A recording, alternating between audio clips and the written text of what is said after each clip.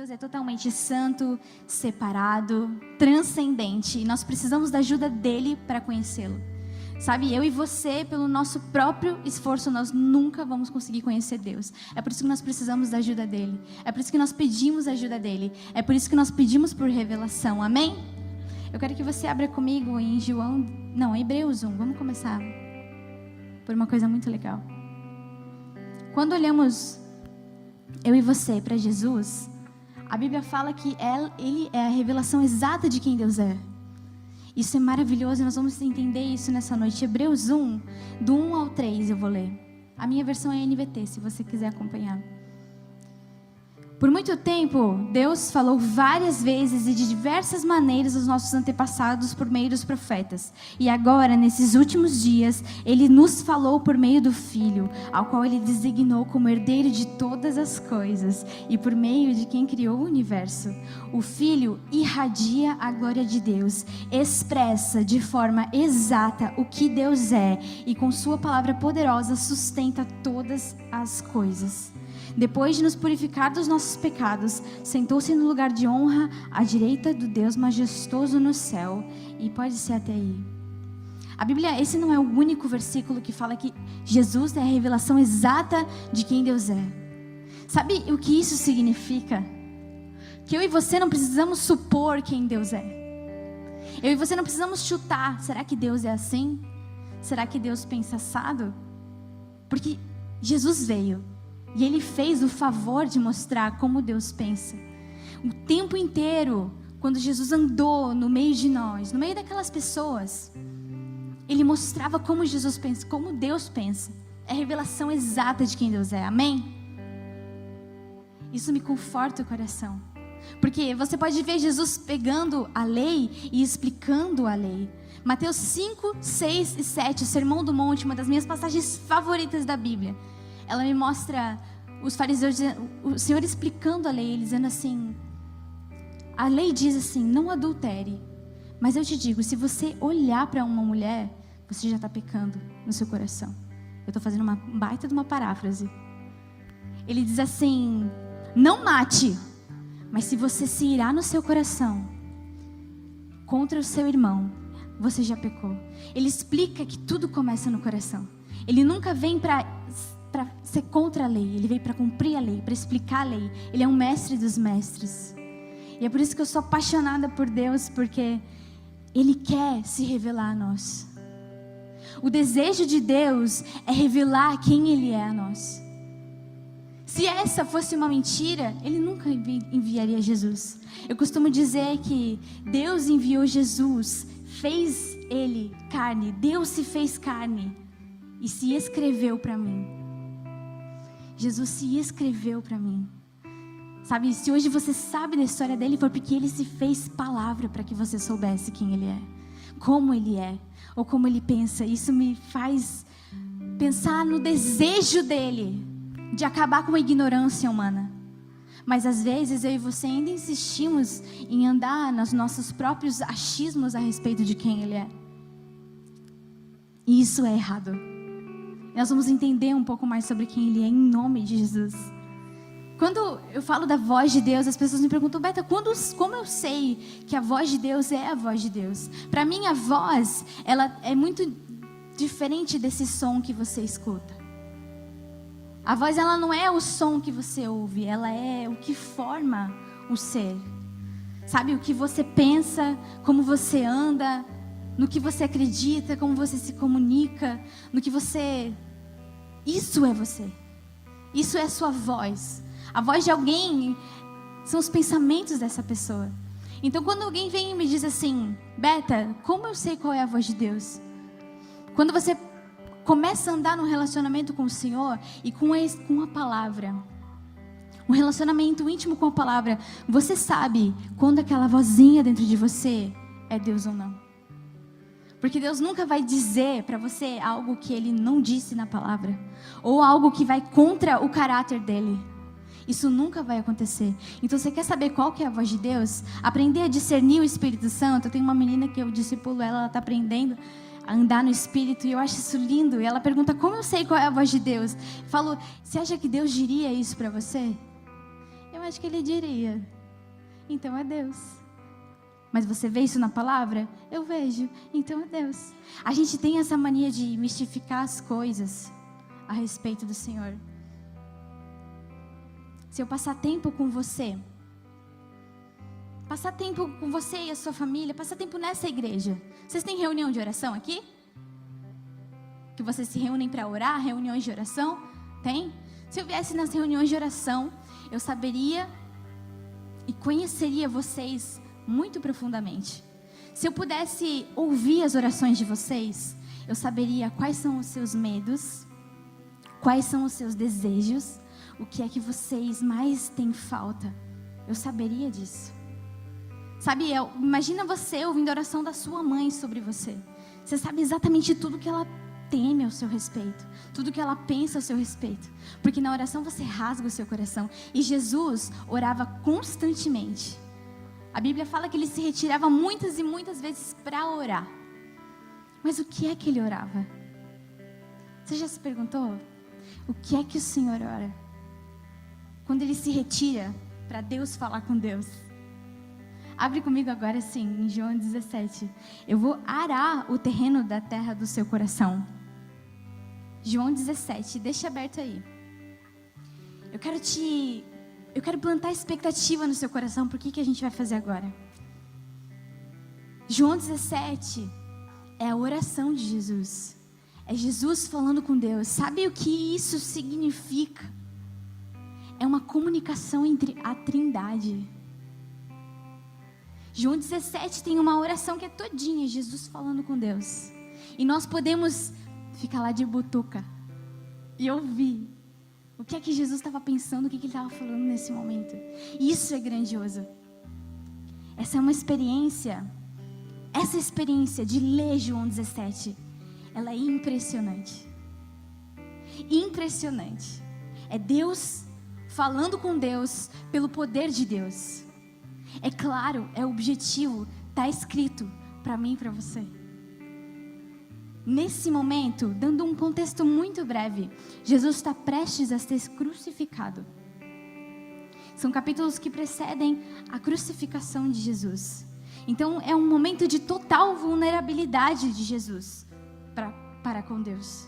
Total vulnerabilidade. Eu quero que você se coloque no lugar de Jesus. Nesse momento em que você se põe diante do Pai, sabendo que estaria prestes a sofrer até a morte, e morte de cruz, o que é que você pensaria? O que você oraria? Sabe, eu ia pedir muito vulnerável, estou sendo muito vulnerável com vocês, mas eu ia real pedir para Deus me livrar dessa parada. Sabe? Eu ia orar muita coisa sobre mim. Eu ia falar: Deus, sabe, guarda minha família, para que eles não sofram tanto, não sei. Mas ia ser uma oração bem eu. Mas você vai ver que a oração de Jesus foi totalmente diferente. Sabe, eu acho que, se eu não me engano, ele ora 5 versículos só sobre ele. E o resto do capítulo é todo sobre os discípulos e sobre eu e você. Isso nos mostra muito a respeito do coração de Jesus. E outra coisa muito importante é que esse lugar onde Deus fala com Deus é o lugar mais santo que existe. O lugar onde Deus fala com Deus é o lugar mais santo que existe. Isso significa 3 coisas. A primeira, você pode confiar em cada palavra. Cada palavra dessa oração é verdade. Cada palavrinha, cada vírgula é verdade. Jesus estava falando com o Pai a respeito dos desejos do próprio coração. Isso significa que tudo que ele estava dizendo e falando com Deus era verdade. Sabe outra coisa? Cada palavra dessa oração vai se tornar realidade. Cada palavra dessa oração é verdade e vai se tornar realidade. E outra coisa que isso significa é a vontade de Deus. Porque Jesus só fazia a vontade de Deus. Mais alguns pontos. Em algumas Bíblias, a oração, está escrito assim, a oração sacerdotal de Jesus. Não que a gente tenha que levar em consideração os títulozinhos da Bíblia, mas eu quero te fazer entender que realmente essa foi a oração sacerdotal. Sabe, no Antigo Testamento, quando o sacerdote, ele ia expiar os pecados do povo, antes ele orava para que o Senhor perdoasse os próprios pecados. Depois ele orava para que o Senhor perdoasse os pecados da tribo dele, que era a tribo de Levi, sempre um levita fazia isso. E depois ele ia lá então pedir expiação pelo pecado de Israel. E você vai ver que o modelo dessa oração segue exatamente isso. O Senhor é o sumo sacerdote da igreja. Ele é o seu sumo sacerdote. Ele vai lá e expia o teu pecado. Ele expiou o teu pecado. E nós seremos feitos justos através dele. Aleluia. E agora a gente vai ler. Vocês estão prontos? Vocês estão prontos de verdade para o que a gente vai fazer? A gente vai ver Deus falando com Deus pelo poder de Deus, dizendo verdades que nunca vão mudar. Verdades que, se ainda não aconteceram, vão acontecer. Porque nesse lugar, que é o lugar mais santo, não existe mentira. É isso que nós vamos fazer agora. Essa é a palavra de Deus que Ele escreveu para que você soubesse como Ele é e como Ele pensa. Vocês estão prontos? Eu estou muito pronta. João 17, versículo 1, diz assim: depois de dizer essas coisas, Jesus olhou ao céu e orou: Pai, chegou a hora. Glorifica o teu Filho, para que Ele te glorifique. Pois tu lhe deste autoridade sobre toda a humanidade. Ele concede vida eterna a cada um daqueles que lhe deste.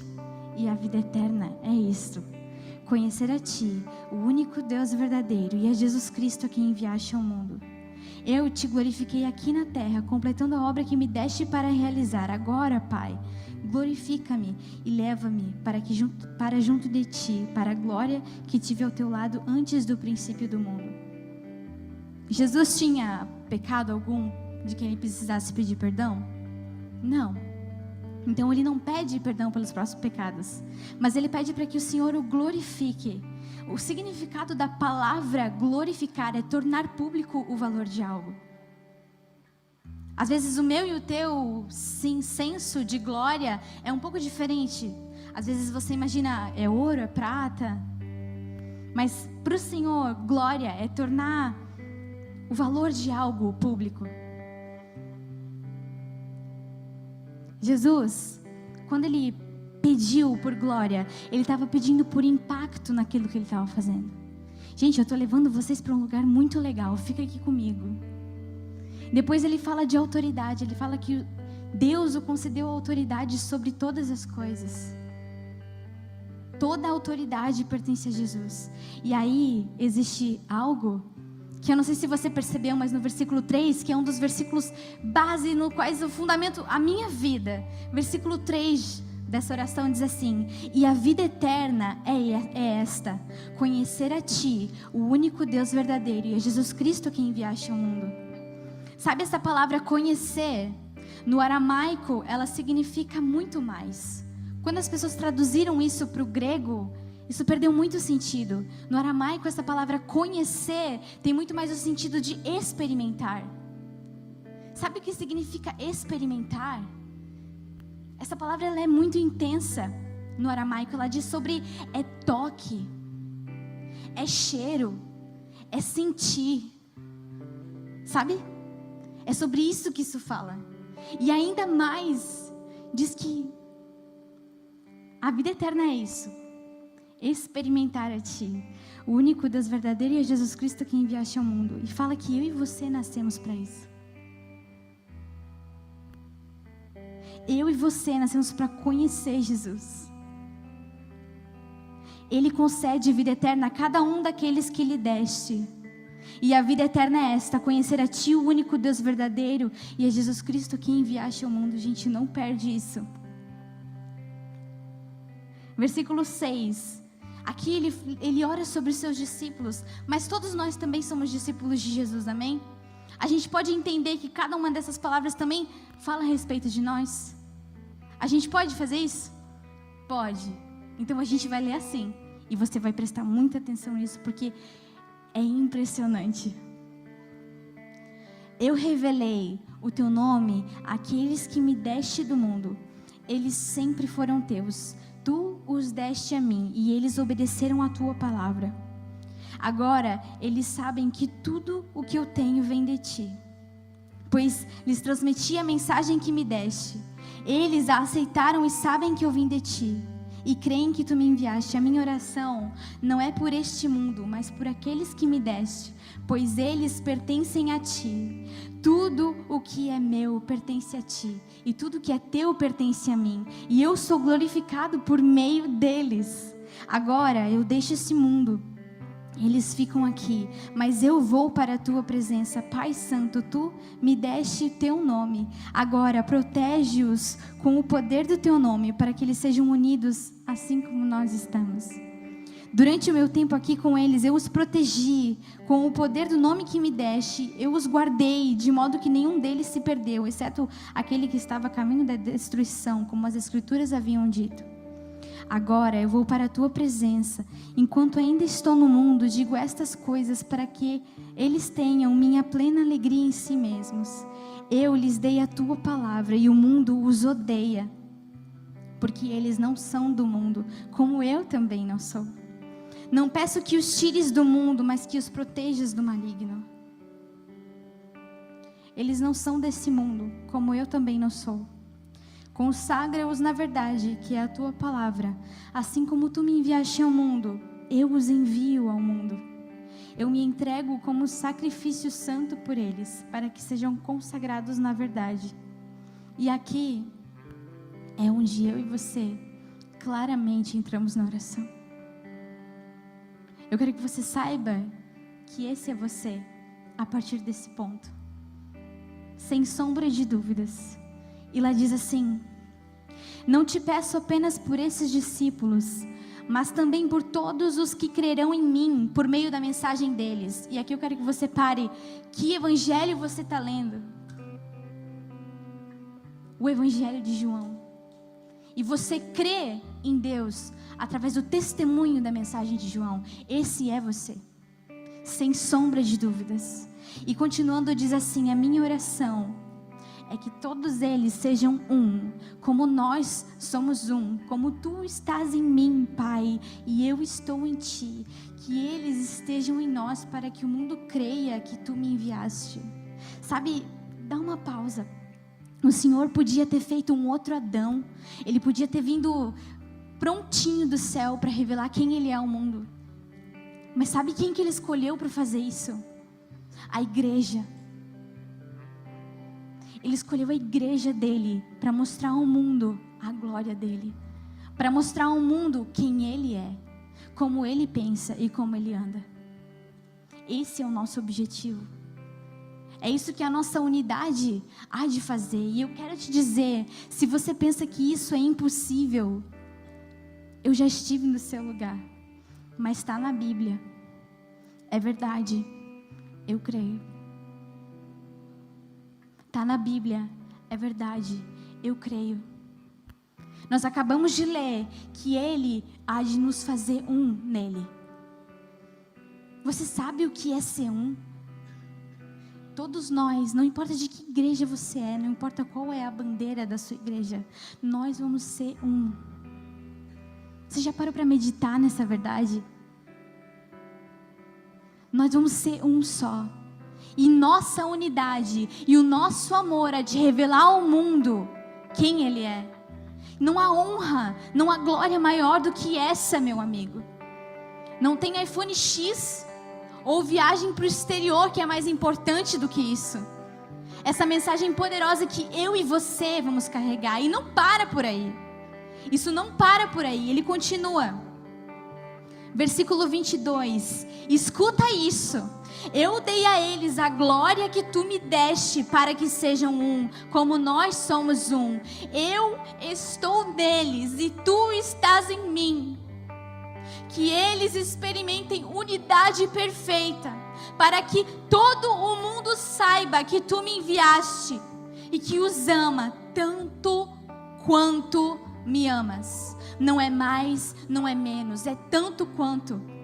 E essa é a parte da porção da Escritura que abre o seu cérebro para entender que eu e você, indignos, nós recebemos uma porção do amor que existe na Trindade. Nós fazemos parte disso através de Jesus. Porque o amor de Deus que está sobre o Pai está sobre eu e você. O amor de Deus que está sobre Jesus está sobre nós. O mesmo amor. O mesmo amor. Não muda e continua. E aqui, ele se levanta em desejo. Eu quero que você perceba que ele usa na minha versão. Na sua pode ser uma diferente, mas ele fala, eu quero. Ele diz, eu quero isso. Pai, se eu vou fazer o que eu vou fazer, eis o que eu quero. E ele diz assim,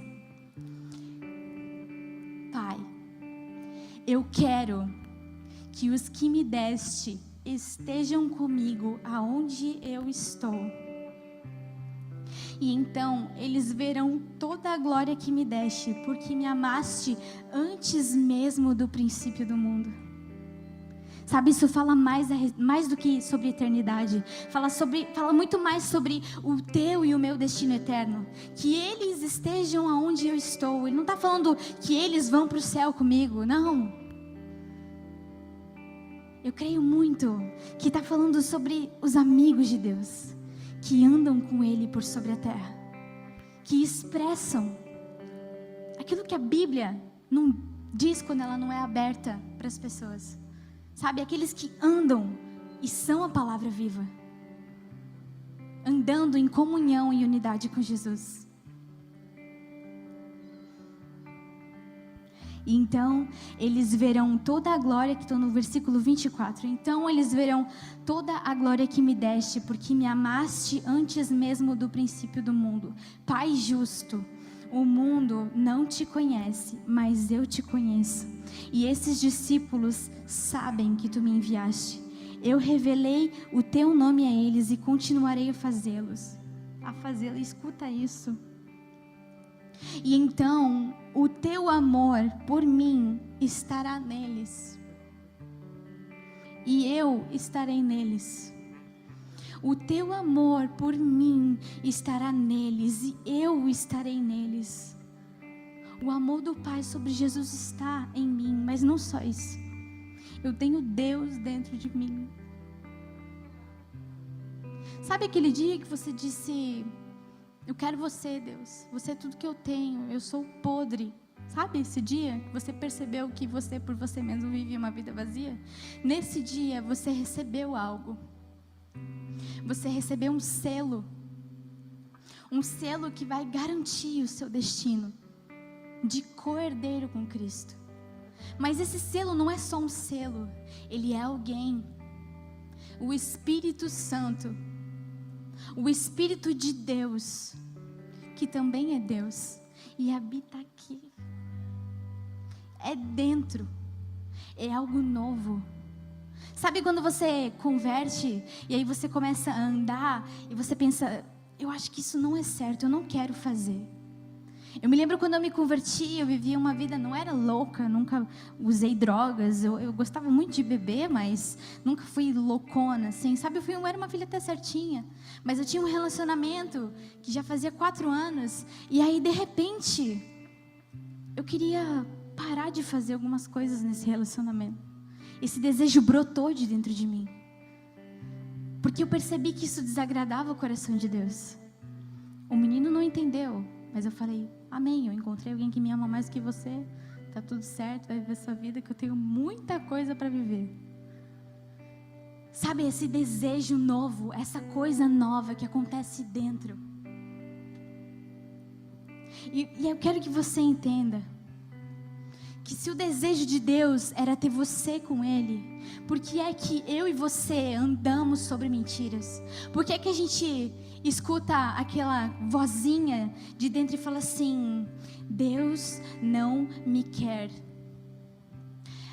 Ah, pecou feio demais agora. Deus se arrependeu de ter salvo você. Pode voltar a viver a sua vidinha que Deus não vai aceitar isso. Pode voltar a viver a sua vida. Deus se arrependeu do que Ele fez. Na verdade, Deus se envergonha de você. Ele poderia te usar, mas já que você errou, Ele não vai mais fazer isso. mentiras. Mentiras que eu também escuto, mas que eu aprendi que não são a voz de Deus. Porque meu Deus não pensa assim sobre mim. Sabe o que o meu Deus diz? Eu amo você. Eu escolhi você. E eu desejo você. Não importa o que você fez. É isso que Ele me diz. Eu gosto sempre de ilustrar algo, porque isso me ajudou a quebrar totalmente as mentiras do Satanás sobre a minha vida. Sabe, Deus tem uma visão. Deus é soberano, amém? Ele é soberano. Deus é eterno, amém? Deus é onisciente, amém? Deus é onipresente, amém? Amém. Deus, totalmente soberano, onisciente e onipresente, sabe de absolutamente todas as coisas que vão acontecer no meu e no teu tempo de vida. Todas as coisas. Não perde isso. Ele sabe de tudo o que vai acontecer. E aí, se eu fosse como Deus, e eu começasse um relacionamento com o Alan hoje, e eu soubesse que quando nós completássemos 10 anos de casado, ele ia me trocar por outra mulher, você acha que eu ia querer me casar com ele? É claro que não. Mas Deus, quando chamou você, quando Ele te escolheu, Ele sabia que dali 3 anos você faria o que fez. E sabia mais que dali 7 você faria algo até pior do que fez com 3 anos. E Ele não mudou de opinião ao teu respeito. Porque Deus não muda. Isso é verdade.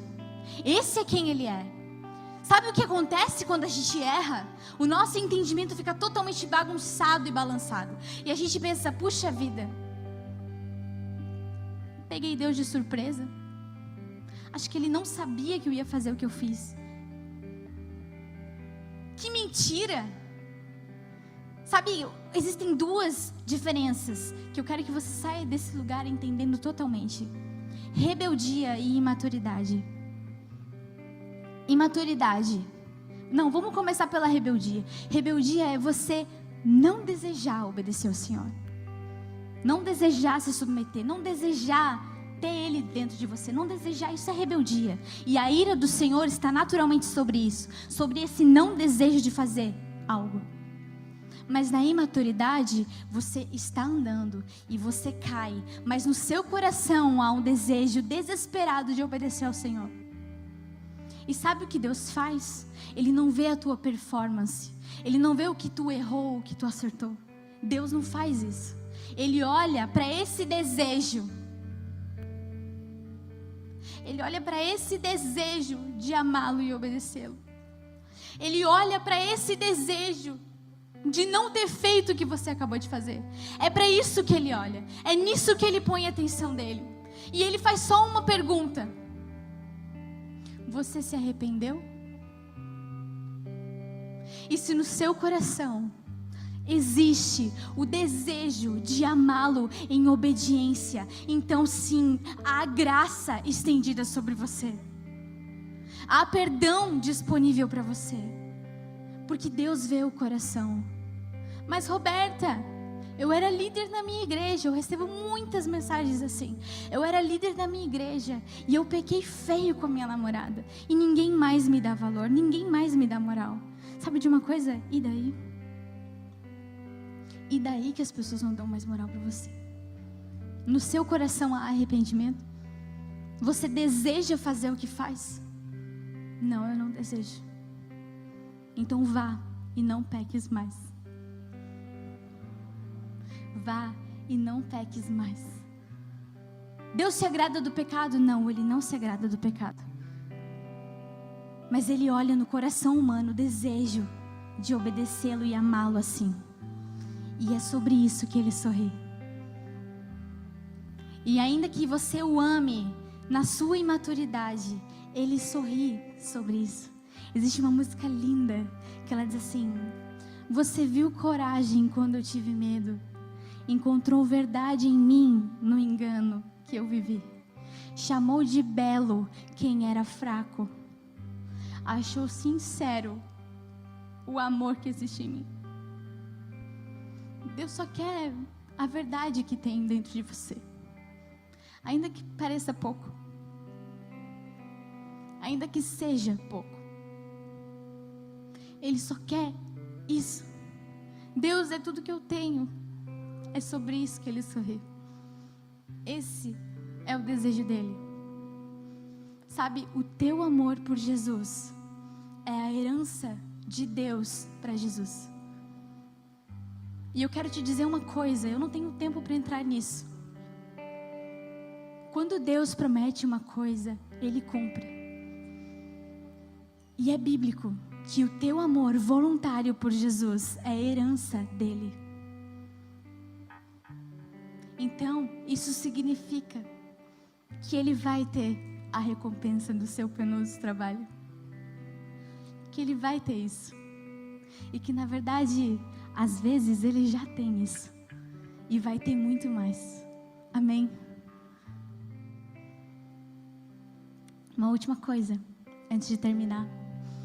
Sabe, quando Satanás se rebelou, ele levou 1/3 do céu com ele. E Jesus não se fez anjo para redimir os anjos. Eu acho que por isso que Ele é tão recalcado. Porque um homem pecou e toda a humanidade caiu. E aí Ele se fez carne por todos esses. Chega de mentira. Chega de pensar que Deus não te quer. Chega de pensar que a tua pureza não tem mais jeito. Chega de pensar que você é escravo do vício. Chega. Isso não é verdade sobre você. Porque Deus olha para você e vê beleza. Porque um olhar seu na direção de Jesus arrebata o coração dele.